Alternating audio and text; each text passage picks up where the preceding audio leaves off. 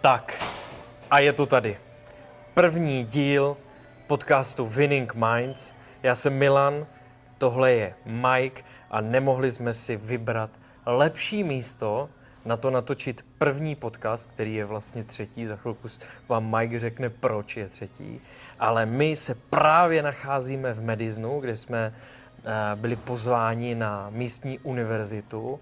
Za chvilku si rozebereme všechny detaily toho, proč a co tady děláme, ale Majku, pojď nám dát backstory toho, proč tohle už je třetí pokus. No jako teoreticky už je to i čtvrtý možná, ale Vlastně jo.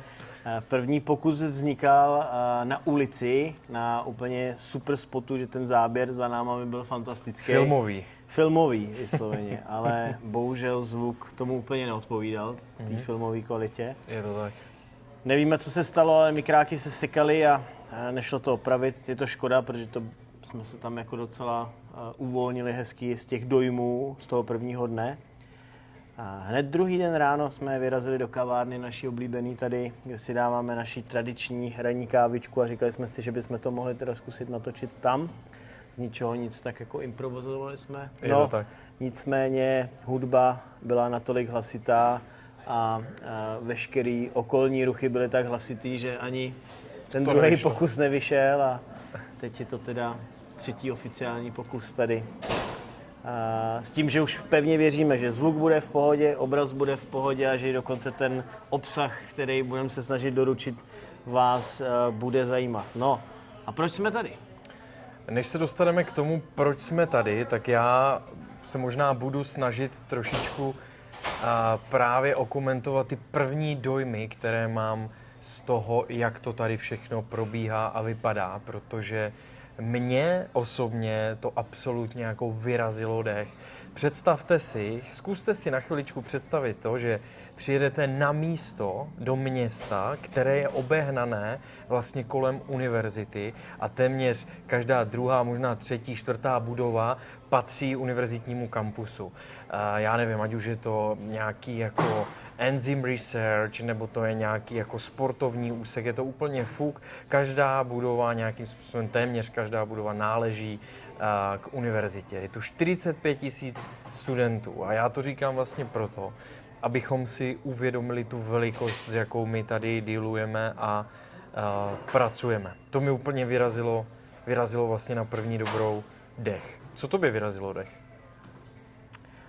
Tak když už budu jakoby konkrétní a půjdu k tomu, co tady děláme, že se tady pohybujeme vlastně s tenisovým týmem ženským Madisonské univerzity, tak je velikost těch sportovišť, která je jako neskutečná, ať už zázemí toho tenisu konkrétně, kde je 12 krytých tenisových kurtů v hale, pevný, venku, nevím, teďka asi 8 nebo 9 kurtů, krásný zázemí, fakt jako super. Hokejový stadion, 20 000 lidí.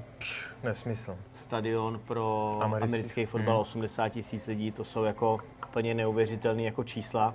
A zajímavý na tom je, že vlastně ty lidi tam chodí, že to fakt jako vyprodávají ty stadiony.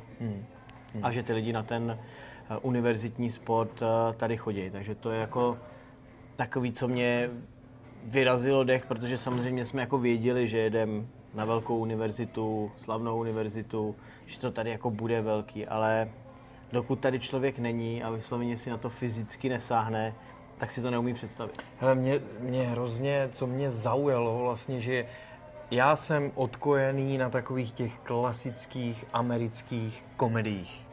Jo, jako je American Pie a jako podobné v češtině prcičky.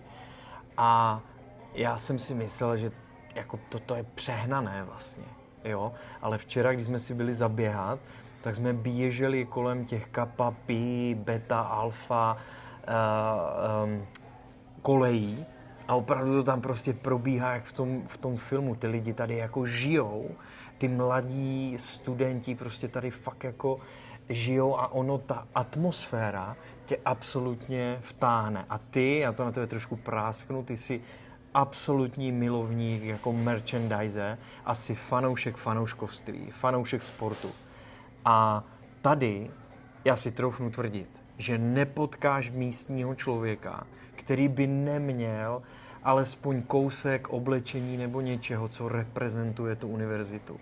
jo, že tady ty lidi jsou do toho tak vtažení, že tím žijou právě i tady tímhle detailem, což mě úplně jako vyrazilo dech a když jsem procházel i ty chodby a ta sportoviště a akademickou půdu a podobně, tak mě to vrátilo do těch pubertálních let, kdy jsem hltal skrze televizi všechny tady tyhle americké filmy, High School Musical a podobně.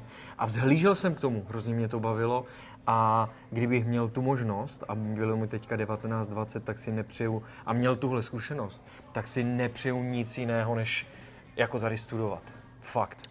Co je jako zajímavé, ještě když takhle o tom jako mluvíš, tak i to, jak jsou do toho vtažení lidi, kteří podporují tu školu jako takovou. Že teď zrovna dneska jsem dostal zprávu o tom, že tady otevřeli úplně novou tréninkovou halu na americký fotbal krytou, kde jsme se byli podívat, je otevřená týden nebo 14 dní a úplně voní novotou. A jsme se tam jako procházeli, kde v patře, zhruba nevím, v úrovni 6 metrů nahoře byl udělaný ovál běžecký, který měl 300-400 metrů, to jenom odhaduju, že to jako nevím přesně. A ten stadion platila jedna rodina, jmenuje se Keller Family a Keller Family dala za ten stadion $285 milionů. Má tam samozřejmě jako ten statement toho jména, mají na hale a takhle to tady je na všech sportovištích, na tenise. Třeba když, já nevím, tam někdo koupí scoreboard elektronický na tenisový kurz, tak tam má své jméno. Je zajímavý, jak vlastně ty rodiny, asi bývalých studentů pravděpodobně, nebo podnikatelů, kteří jsou z této oblasti, jako dávají peníze na ty sportoviště a díky tomu ta univerzita má to zázemí. A co vlastně jako je taky velmi zajímavý, když už jsme do tohohle tématu zabředli, takže vlastně Wisconsinská univerzita je jedna z mála, která je v černých číslech, je v plusu.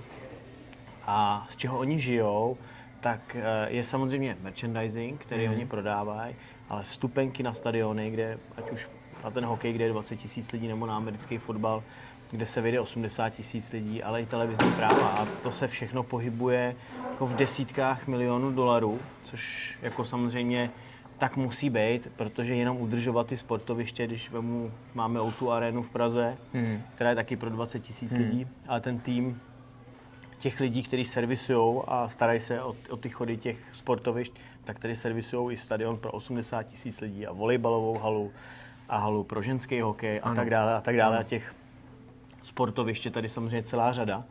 Takže jako to, jak tady funguje ten systém jako celkově od toho zázemí, toho servisu okolo, že tady je člověk skoro na člověka a tak dále, je to tak, no. Je jako neskutečný. Takže my jsme i vlastně na jednu stranu extrémně vděční za to, že máme tu možnost takhle zblízka poznat ten univerzitní sport a pohybovat se v tomhle prostředí a být v těch zázemích, protože samozřejmě, kdyby tady byl člověk jenom jako turista, tak se jako nedostaneme vůbec tam, kde se jako pohybujeme.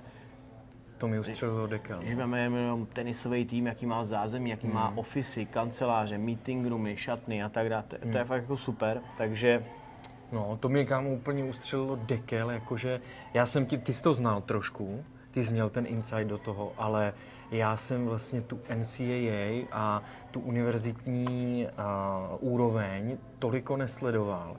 Ale v ten moment, kdy jsem tady teda zavítal poprvé a prováděl nás tenisový head coach všema těma facilities, tak jsem jako pochopil jednu věc, že tady ta univerzitní úroveň je fakt jako velice, velice blízko, ne-li extrémně podobně té nejvyšší úrovni jako NFL, NHL, MLB a tak dále, že to je jako absolutní přípravka na tu nejvyšší formu tlaku a ten rozdíl už není zas tak veliký a to mě, musím říct, jako velice překvapilo, vůbec jsem to nečekal a nedovedu si představit, že u nás v Evropě, nebo nemyslím si, že máme jako podobný jako přechod, takhle jako smooth vlastně, který může být mezi tou univerzitní a elitní úrovní. Nevím o tom, no, jako nedokážu to představit, v jakém sportu by to bylo. Jestli možná nějaký velký fotbalový akademie, těžko říct, nevím. Ale jde i o tu soutěž, rozumíš? Takže to je jako... Neumím posoudit, neumím to jako porovnat, ale nemyslím si to. Taky ne, v takhle ale velkém jenom... měřítku, jako je to tady, si myslím, že to v Evropě jako určitě není. Jestli to tam někde částečně takhle jako funguje, je to možný, že třeba, nevím, španělská liga má takhle jako nějaký návaznosti těch týmů, nevím, ale jinak jako třeba v tenise, když to vemu, tak to vůbec že nepřipadá jako v úvahu. No. To se nemusíme bavit v těch individuálních sportech, v těch týmových možná. Není to podle mě. Jako v takové míře si nedovedu představit, jako kde u nás v Evropě to takhle funguje. A to jako vyrazilo dech mě, čímž jako pomalu navazuju i na to, proč jsme tady, protože jsem zmínil ten tlak, se kterým se ty hráči tady potýkají a vlastně, že to je jejich jako daily bread, protože skoro na každodenní úrovni se potýkají s tlakem toho, že na ně opravdu je sleduje, jak říkal z hokejisty 20 000, americké fotbalisty 80 000 jako lidí.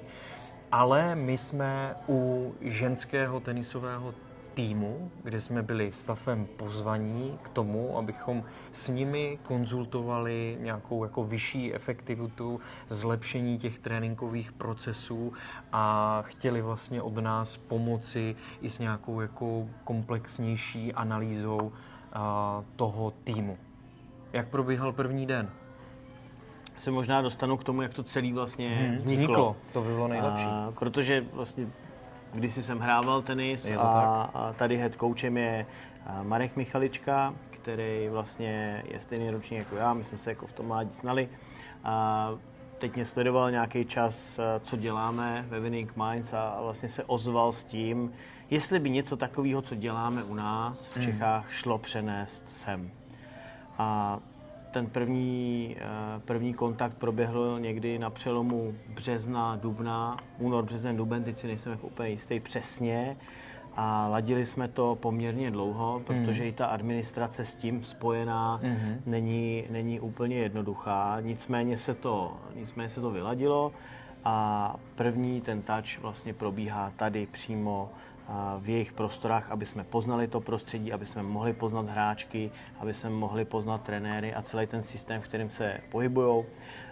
Snažíme se udělat tak jako hlubokou analýzu toho týmu, ať trenérského nebo hráčského, a postupně do toho systému implementovat nástroje, který ten systém zefektivní. Abyste měli nějakou jako hlubší představu, tak se pohybujeme hodně v té mentální oblasti, kde samozřejmě se snažíme zvednout ten výkon toho týmu v té mentální, ale na tu mentální má vliv x dalších segmentů a jeden z nich je fyzický, a další je samozřejmě nějaká životospráva, stravování se v průběhu tréninku a tak dále. Ne, že bychom byli odborníci na tohle, ale jenom se snažíme jako ukázat, jako kde nám utíká nějakým způsobem ta výkonnost v tom procesu a kde ji potřeba řešit. To znamená, jsme tady takový jako performance koučové nebo supervizoři, dejme tomu, si tak jako můžeme říct, protože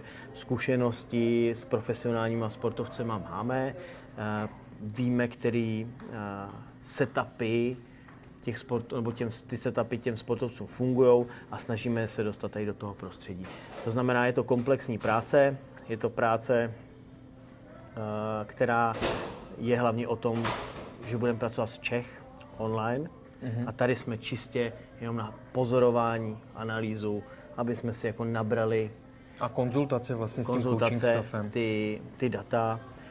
Samozřejmě se snažíme tady už implementovat to, co můžeme, ale ta spolupráce bude dlouhodobá a bude probíhat i na dálku, poměrně intenzivně. Jo, mě vlastně jako baví být součástí toho procesu, protože co mě jako nejvíce baví, když bychom nějakým způsobem popsali i to, jak fungují ty jednotlivé dny, tak ten první den jsme se s těma koučema sešli, řekli jsme si, co je možné udělat, kde jsou jako nějaké hranice toho společného fungování a na základě těch hranic potom my jsme dostali ten prostor na to vykonávat naši činnost tady a následně jsme se vydali do praxe a přesně jak říkal Mike, tak jsme pozorovali ty hráčky, jak se na tom kurtu chovají a mě vlastně baví potom ty briefingy, které máme s koučema po těch jednotlivých trénincích nebo těch segmentech, kde vlastně otvíráme i tu naši knowledge a otvíráme vlastně ty oblasti i právě těm koučům, kde by mohli ještě více ten výkon zefektivnit. Jo? Ta práce v tom terénu nás jako oba baví nejvíc, nebo prostě ten výkon v té praxi. Je strašně taky zajímavý popsat to, co se tady jako děje v průběhu těch dní, protože ten program my tady jako neustále jako přetváříme a snažíme se jako optimalizovat na to prostředí, protože samozřejmě jsme sem jeli s nějakým plánem, ale jsou věci, které možný jsou věci, které možný nejsou a jsou věci, na které jsme narazili a potřebovali jsme jako rychle na ně zareagovat a rychle si s nimi poradit. Takže jsme vytvářeli prezentace pro trenéry, tak aby jsme jim ukázali, jak fungují mentálně percepční vzorce, jak fungují emocionálně destruktivní vzorce. Na tohle probíhají workshopy s trenérama.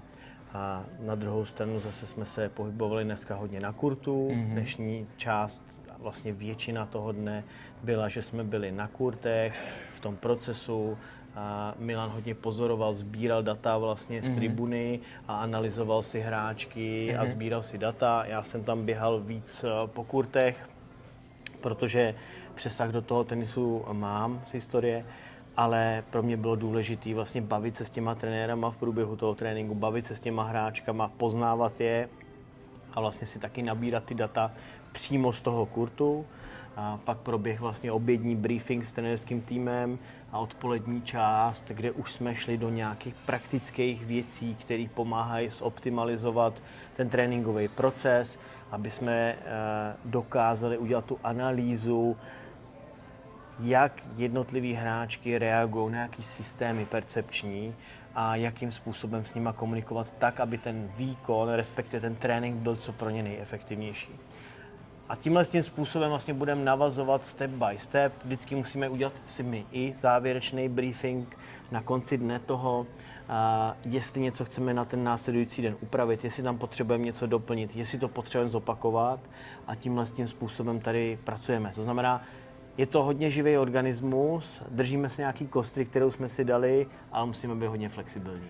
Úplně souhlasím. A v tom si myslím, že je vlastně celkově ta naše síla, co máme, že dokážeme jako reagovat rychle na ty vzniklé situace a dokážeme je řešit okamžitě. Že prostě jsme schopní, možná i díky jetlagu, vstát ve 4 ráno a sednout a prostě 2,5 hodiny dělat prezentaci a vyladit to tak, aby to dávalo smysl na ten den a ne se držet něčeho zuby nechty, co jsme měli připravený, ale prostě holt někdy člověk to, co má připravený, musí hodit do koše a začít jako od nuly s čistým papírem. Tak to prostě je, protože byl na něco nachystaný a podmínky se změnily. Takže jako tohle si myslím, že je extrémní síla, kterou oni i tady cení, že jsme schopní ten program jako okamžitě změnit a okamžitě upravit na jejich potřeby.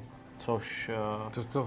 Tohle je strašně jako důležitá message, co jsi řekl teďka, protože obecně v tom je naše síla, ale já si myslím, že v tom může být síla každého jednoho člověka, a to je ta adaptabilita, schopen reagovat rychle a efektivně na vzniklou situaci, ať už je jakákoliv, protože i nás provázelo spoustu jako různých nepříjemných situací, které jsme museli řešit, ať už těsně před nebo v průběhu, ať už jako dní nebo čehokoliv, a dostávali jsme se do jako velkého diskomfortu, ale ta největší síla fakt jako vyplývá z toho, že jsi schopen se zmátořit, dát hlavy případně my dva dohromady a vytvořit z toho co nejlepší jako řešení pro to okolí a teď v tomhle případě pro tu univerzitu, respektive pro ten ženský tým a to je jakoby klíčové vlastně to dostat i do těch sportovkyň, jo, že není důležitý ten stav jako takový,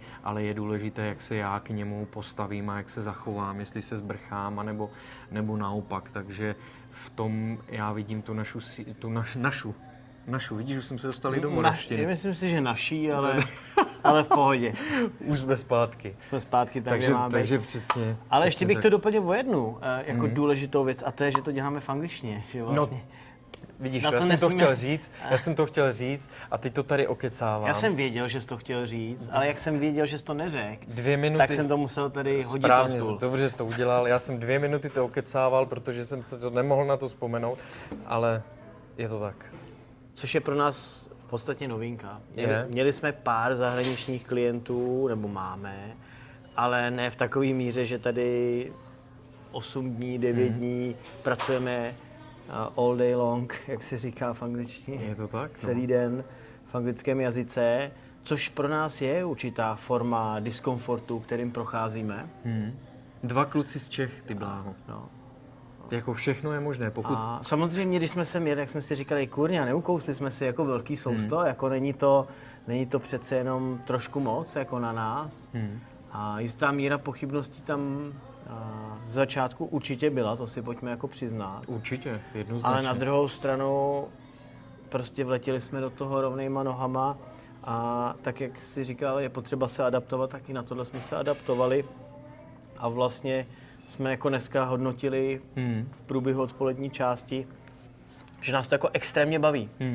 Že vlastně jsme tady hrozně moc rádi a že nám to vyhovuje a i se člověk v tom jako neskutečně jako uvolňuje a to je to, no, že fakt jako... Já to vidím v tom, že když člověk ví, co dělá, jako ví, o čem mluví, jako samozřejmě v češtině a ví, že má tu sílu v tom, co dělá, tak pak už je jedno v zásadě, jako jestli to dělá jako v češtině nebo v angličtině, pokud nějak jako... Nějaká úroveň, no, ale jako postupně prostě jsme se dostávali do větší a větší jistoty a vlastně musím teda říct, že hned po tom prvním meetupu s těma koučema, tak jsem věděl, jak se to tady odšpuntovalo, že jsme vlastně úplně v pohodě.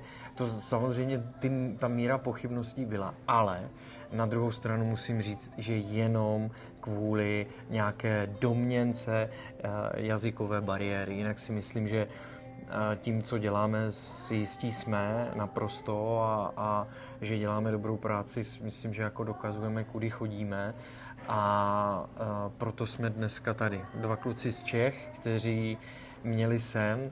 Jeden z nás to reflektoval už úplně od začátku, co se známe a teď se to plní a já myslím, že je jako důležité se i za tohle jako umět ocenit a projevit tu vděčnost za to. Já jsem fakt vděčný a fakt si vážím a cením toho, že jsme byli schopni prolomit ty bariéry a tohoto jako obrovského trhu a jsme tady a teď děj se vůle Boží. Uvidíme, co přinesou časy budoucí. Máme tady nějaké další schůzky, takže uvidíme, kam to celé bude směřovat. Obecně si myslím, že máme a chceme ten zájem jako mít, pracovat jako globálnějc, ne být jenom orientovaný na Českou republiku. Ne, že by to bylo malý pro nás, nebo tak to vůbec ne, ale oba jsme vždycky toužili jako poznávat svět s tím sportem a ani jednomu z nás to pořádně nevyšlo v těch našich kariérách, ale teď můžeme říct, že nám to vychází v těch kariérách Winning Minds profesních, kde máme možnost se podívat na takovýhle krásné místa. A příští týden nás čeká cesta na US Open, to je potřeba taky zmínit, že se budeme pohybovat vlastně na US Open s jednou českou hráčkou, Terezou Heřmanovou, juniorkou naší, která je v hlavní soutěži, takže na to se taky moc těšíme. A budeme se snažit ještě udělat minimálně jeden díl. Ne, pojďme to udělat fakt pravidelně. Jako pravidelně ano, ale... Pojďme to udělat pravidelně, že alespoň natočíme, nebudu říkat kolik, ale pár dílů. Jako tady odsaď. Tady odsaď, z Ameriky. Velký sousto, ale... A dej mi ještě než to ukončíš, dej mi nějakou historku na odlehčenou, která tě tady naopak, protože jsme byli hodně teďka vážní, ale pořád jsme jako sportáci a rádi se bavíme životem a rádi se bavíme i tou prací a rádi se obecně bavíme, tak mi zkus dát nějakou historku, která tě jako pobavila vlastně. I klidně nějaké fopáčko dej. Ne fobo, aby jsme si rozuměli. Fobo jsme tady ještě měli. Já přemýšlím teďka nad nějakou, normálně jsi nějakou zaskočil. Tak já řeknu svoji. Řekni svoji a pak budu přemýšlet, jestli nějakou mám. Přemýšlej dneska. Kdo mě zná ví, kdo mě nezná, tak mě pozná. Nicméně já pocházím z kolektivního sportu, jsem milovník fotbalu, absolutní a mile rád pracuji s fotbalistama. A kousek vlastně od kurtu je tréninkové centrum fotbalistů. Ne amerických, bavíme se fakt jako o fotbale. A já jsem tam chodil už teďka pár dní po sobě, vždycky každý den jsem si tam odskočil a šel jsem se tam podívat jako na trénink, jak to tam funguje, protože mě to jako zajímalo.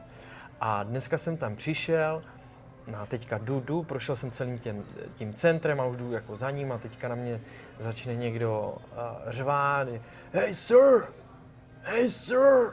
A já jsem myslel, že to je na někoho jako kolem a teď se otočím a trenér, hlavní head coach fotbalový, what are you doing there? What are you doing? A tak jsem přišel za ním, že jako mu vysvětlit, že nic, že jsem tady jako part of the staff a že jsme tady prostě na stáži a pomáháme tady koučům a tak dále. A on mi říkal, že si myslel, že jsem tady jako sneak peek a že tady chodím každý den si jako zapisovat nějaké jako taktické záležitosti a přípravu že si dělám přípravu vlastně jako soupeř na jejich zápas. Takže už mě s tady málem vyhostili, už jsem byl málem jako v problému, tak to mě dneska vlastně docela pobavilo. A přitom vlastně bych jim mohl ve finále pomoct. A třeba se to stane. Manifestuju si to. A co ty? Já jsem celou dobu, přemýšlel, jsem to viděl, ty jsi jako hrozně tady intenzivní. mluvil, tak jsi mě ani neposlouchal vlastně, ale ty už to slyšel. Já už tu historku znám, ty už to máš za sebou. Takže to já jako si teďka neuvybavuju žádnou takhle jako funny moment nebo nějakou jako fopáčku, možná ty nějaký víš a já o něm nevím. Já ho vím. Tak mi napověz. Ne, já jsem si jenom vzpomněl, jak se smál, když jsem říkal, že jsme měli tu prezentaci, jak jsem říkal, že jsme jak tsunami wave, tak jo. Ale žádné fopáčky. Je jako zajímavý sledovat, že někdy prostě člověk v té angličtině chce použít nějaký pitomný český výraz, jako Czech Street, ty jako česká ulička. Jako, jsme tady potřebovali vohnout nějaký pravidla trošičku, tak aby to jako vyhovovalo hlavně hlediska právního a ochrany dat, protože samozřejmě je to trošku jinak u nás v Evropě je z GDPR a jinak je to tady. Potřebovali jsme tady trošku navohybat a teďka mě nalezlo do hlavy to, že musíme jít nějakou českou uličku a přišlo mi hrozně vtipný to říct, ale viděl jsem, jak to nikdo nepochopil, ale já jsem se jako... A Mára to pochopil. Mára to pochopil, ten jako věděl, kam mířím, takže... To bylo a počkej, ještě já si myslím, že by si i jako naši diváci a fanoušci, když jsme takhle na konci a popsali jsme to, co tady děláme, tak já si myslím, že docela i zajímavé je to, jaký je ten samotný Madison, protože já si myslím, že je zajímavé, protože lidi většinou znají New York a Las Vegas a Los Angeles, já nevím, San Jose, já nevím co, a ty v těch jako velkých městech byl, takže máš to srovnání a porovnání, jaké to je tady oproti těm velkoměstům, veleměstům, v čem je ten největší rozdíl a jaké je to pro tebe tady v Madisonu. To si přesně necháme na další díl, abyste se měli na co těšit. To je dobrý claim. To je dobrý Protože určitě uděláme i nějaký videjko z New Yorku, 100%. Najdeme si tam nějaký fajnový spot, kde budou fungovat určitě mikráky. Na vrcholku Empire State Building, ideálně. Obraz a všechno bude fungovat jako perfektně. A tam vám řeknu ten rozdíl, jak to vnímám já. Takže se to má dělat. Díky moc. Budeme moc rádi, když tady dolů do komentářů nám napíšete, co by vás zajímalo třeba z toho, co tady děláme, kde se pohybujeme. Budeme moc rádi za každou otázku, samozřejmě nějaký zvoneček nebo odběr bude fajn, protože začínáme a jsme sdílení jak bysmet. Samozřejmě a jsme na čistý nule, takže jsme úplně jako rookies, padavani českýho YouTube teďka v tuhletu chvíli. Ale žraloci zároveň. Ale v podstatě jsme takový jakoby už oldschooleři. Začínáme jako docela v oldschool věku. Příští měsíc bude 40, takže už jsem taky jako veterán. A já jedu v Kristových, takže ještě docela v pohodě. Takže budeme rádi samozřejmě za jakýkoliv support, který nám dáte. Takže díky moc, držte nám tady palce a tady dolů do komentářů. Vidíme se, díky Čus. moc. Čau.